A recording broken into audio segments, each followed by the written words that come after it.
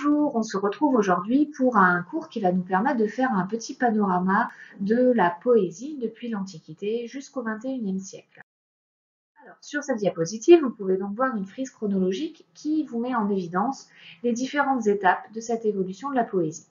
On démarra donc avec l'Antiquité, qui se caractérise par une poésie essentiellement transmise à l'oral et fortement liée à la musique. Le Moyen-Âge hérite de cette transmission orale avec les troubadours et les trouvères, mais signe le début de la poésie écrite. Le XVIe siècle, quant à lui, voit naître des poètes qui sont à la fois admirateurs des anciens, mais aussi de profonds innovateurs de la langue française. Le XVIIe siècle se partage quant à lui entre deux mouvements aux tendances opposées, le baroque et le classicisme. Le XVIIIe siècle est un siècle où la poésie ne connaît pas un grand succès et est plutôt en déclin. Quant au XIXe siècle, c'est un siècle, lui, très riche en poésie et très riche en innovation. Quant au XXe siècle, on pourra distinguer une première partie, la première moitié, où l'on notera de nouvelles libertés dans l'écriture poétique, mais aussi un véritable engagement, notamment après la Seconde Guerre mondiale. Et nous nous attarderons ensuite sur la poésie. Tout d'abord, l'Antiquité. L'Antiquité, donc, qui est une poésie essentiellement transmise à l'oral et à la musique. En effet, dans l'Antiquité, la poésie est essentiellement chantée ou déclamée, très souvent accompagnée par cet instrument, la lyre, qui a donné après justement l'adjectif lyrique, qui qualifie aussi bien le chant lyrique que le registre lyrique, l'expression des sentiments. La poésie est placée sous la tutelle du dieu Apollon, dieu de la beauté et des arts, et de ses muses. Les genres sont alors très nombreux dans l'Antiquité, relevant de la poésie. On a les épopées, par exemple d'Homère, que vous connaissez, l'Iliade et l'Odyssée, les odes de Sappho ou d'Horace, les fables de Phèdre, qui inspireront plus tard Jean de La Fontaine, ou encore les récits mythologiques d'Ovide. C'est dans un de ces récits mythologiques que l'on retrouve le mythe d'Orphée. Alors, dans cette œuvre, en effet, Ovide va raconter le mythe d'Orphée, qui est un poète et musicien, ce qu'on appelle à l'époque un naède, à qui Apollon a donné une lyre. Et cet Orphée a donc le pouvoir de charmer à la fois les hommes, les animaux, les végétaux. Il est amoureux d'une femme qui s'appelle Eurydice. Il décide de se marier avec elle, mais celle-ci est piquée, mordue par un serpent à la cheville, et elle en meurt. Orphée décide alors de descendre aux enfers, où il arrive à charmer Cerbère, vous savez, le fameux chien à 3 têtes, et Hadès. Le dieu des enfers lui permet de ramener son épouse dans le monde des vivants, à condition qu'il ne se retourne pas vers elle avant de sortir des enfers. Toutefois, Orphée va braver cet interdit et il perd Eurydice à jamais. À partir de ce moment-là, il va errer sur la terre pour chanter son désespoir, dire toute sa douleur, et d'où le registre lyrique qui renvoie à l'expression des sentiments. Quant à la fin du mythe, on a plusieurs possibilités, mais en tout cas, à chaque fois, Orphée finit démembré et sa tête vogue sur le fleuve Hébros et est enterrée au pied du mont Olympe avec sa lyre. Vous avez d'ailleurs ici une représentation d'un tableau de Gustave Moreau qui représente cette mort d'Orphée. Vous voyez une jeune fille qui a récupéré la lyre d'Orphée avec sa tête sur cet instrument. Alors, la reproduction n'est pas de très bonne qualité, mais à l'arrière-plan, sur la montagne, on peut voir en fait deux musiciens qui font référence à ce pouvoir de la poésie et de la musique. Et en bas à droite, alors qu'on voit très mal, deux tortues qui rappellent justement la matière dans laquelle était faite la lyre que Apollon a donnée à Orphée. Ainsi, Orphée permet de symboliser en fait les pouvoirs de la poésie lyrique. La poésie a le pouvoir de sublimer les sentiments, même les plus douloureux. La poésie a le pouvoir de charmer l'auditeur. Je vous rappelle que Carmen, le charme, en fait, au départ, ça voulait dire le chant. Donc, il y a vraiment quelque chose de magique, si vous voulez, dans la poésie. Et la poésie a aussi le pouvoir de faire revivre le passé et les personnes disparues. On passe au Moyen-Âge. Le Moyen-Âge, cette transmission orale, en effet, entre les XIe et XIIe siècles, ce sont les troubadours et trouvères qui se déplacent de château en château pour chanter de la poésie et donc véhiculer les textes. À cette époque, on est en pleine littérature courtoise, hein, ce qu'on appelle la fine amour.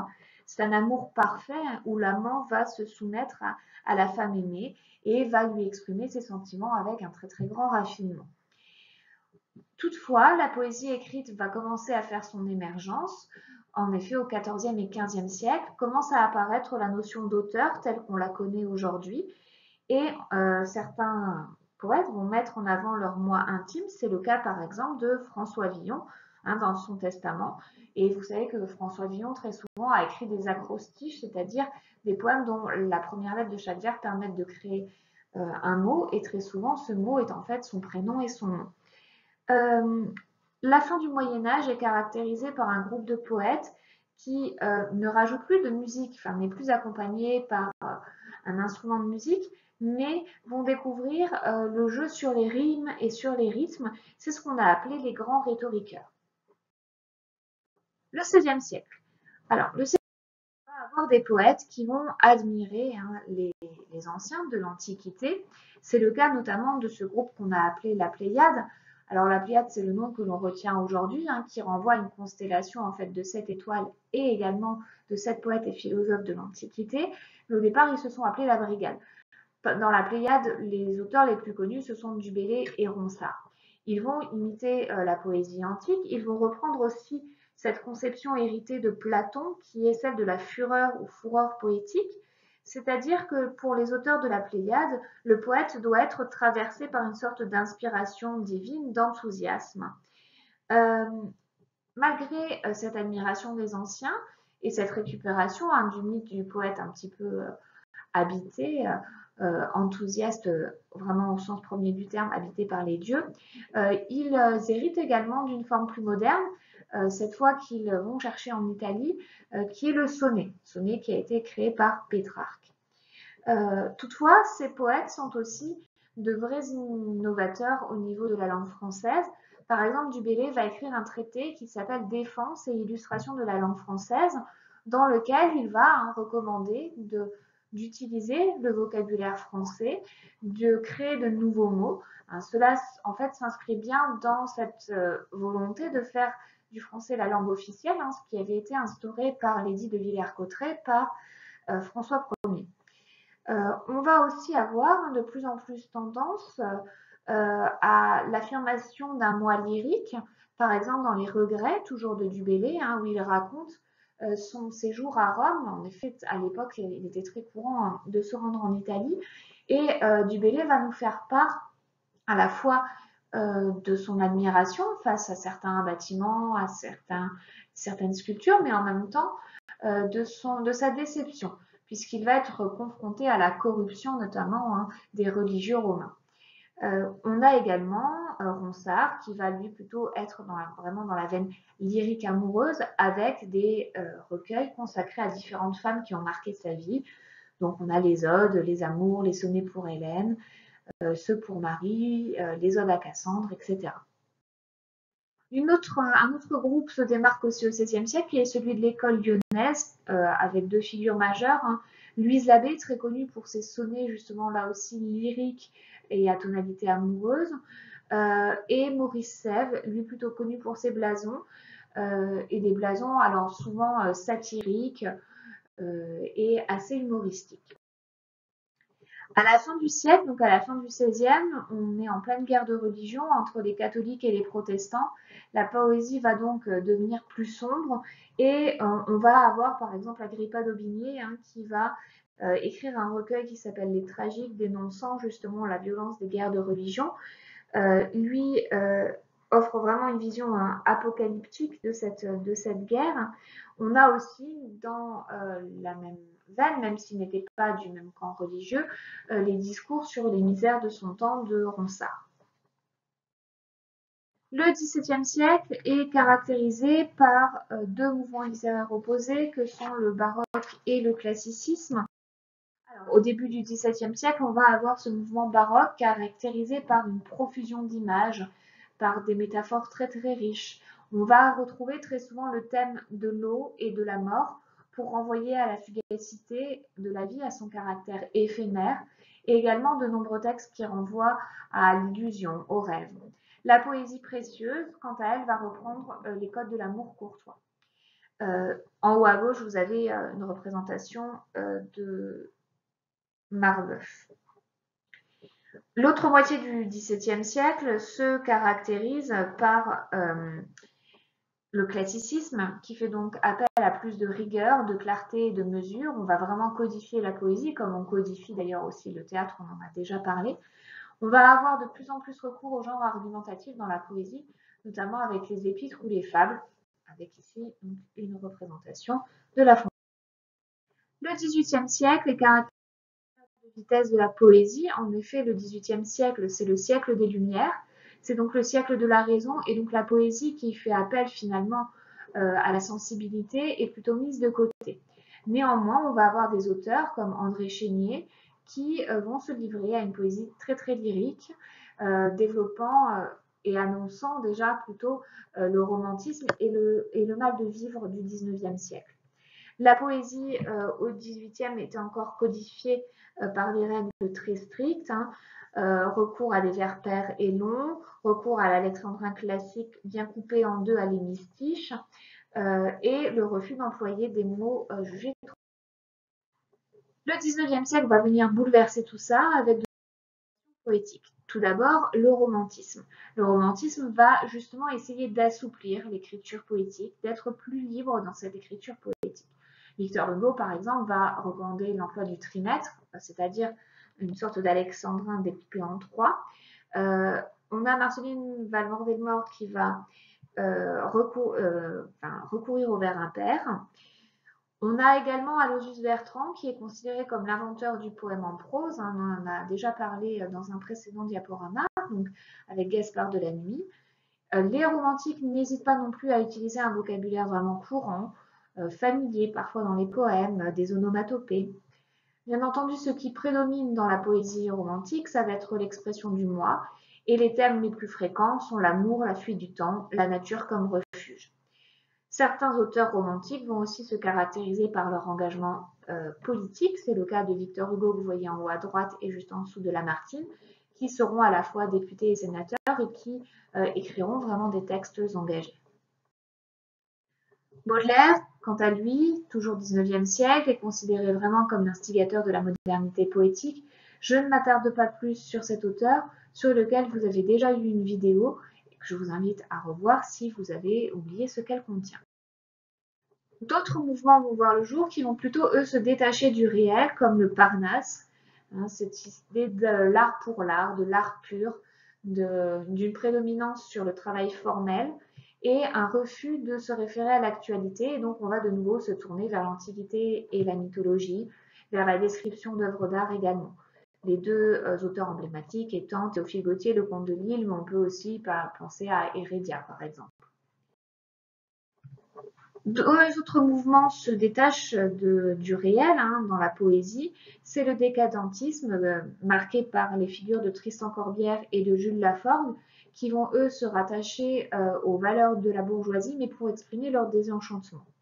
On a également le symbolisme, avec des auteurs comme Rimbaud et Mallarmé. Mallarmé qui va nous proposer une poésie vraiment hermétique, voire vraiment très difficilement compréhensible. Dans tous les cas, au XIXe siècle, le poète est en recherche d'absolu. On peut penser par exemple à la figure du poète mage ou prophète, souvent utilisé par Victor Hugo. C'est aussi à cette époque qu'apparaît ce mythe du poète maudit, qui est incompris par l'homme. Vous pouvez par exemple lire dans Les Fleurs du Mal le poème L'Albatros, qui dit bien à quel point le poète a accès finalement quasiment à un monde un peu surnaturel, à le pouvoir d'accéder à une beauté et à ce qui est au-delà des choses, mais lorsqu'il est parmi le commun des mortels, le poète est rejeté et moqué. Ce mythe du poète maudit est aussi repris par exemple par Verlaine. On est aussi dans une époque où on va explorer le langage, où les expérimentations poétiques se démultiplient.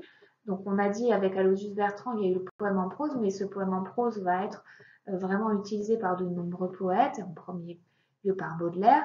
Le recours au vers impair, c'est le cas chez Verlaine par exemple, ou aussi l'invention du vers libre, par exemple, par la forme. Le vers libre étant un vers où en fait on n'a plus un nombre de syllabes fixe, on n'a plus forcément de schéma de rime, et donc voilà, on prend beaucoup plus de liberté.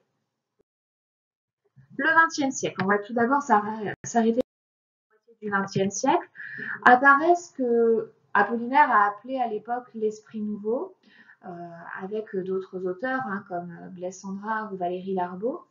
Le but de la poésie est alors de refléter le monde moderne, mais aussi d'exprimer ce que l'on est soi-même.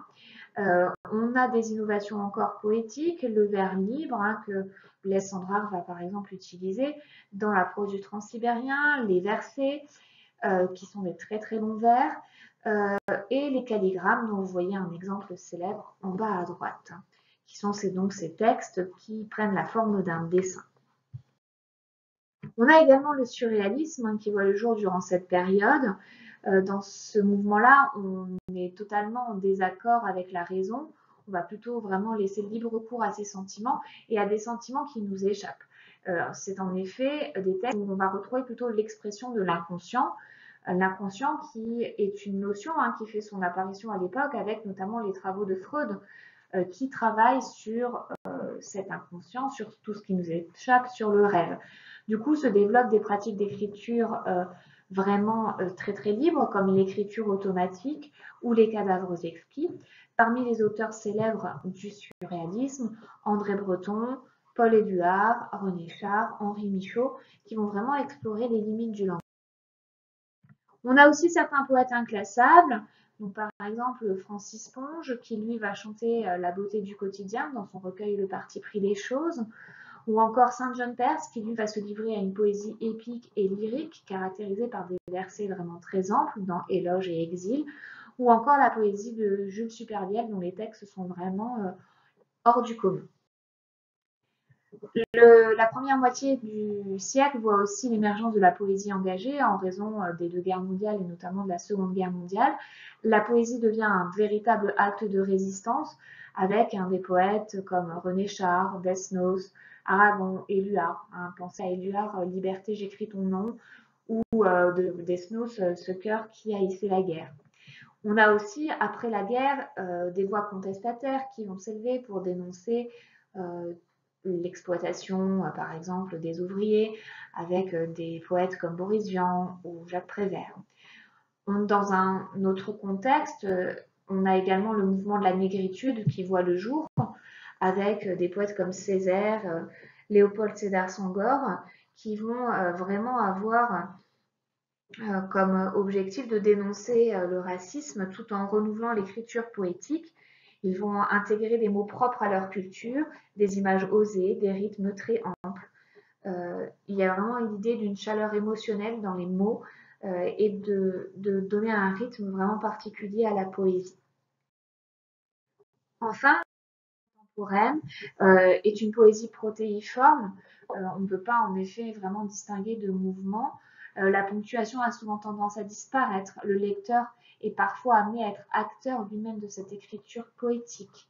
Alors, on a un groupe qui se forme dans les années 60, qui est l'Oulipo, l'ouvroir de littérature potentielle, qui en fait regroupe des poètes qui sont aussi mathématiciens et qui essayent d'expérimenter en fait l'alliance, si vous voulez, de la littérature et de la science.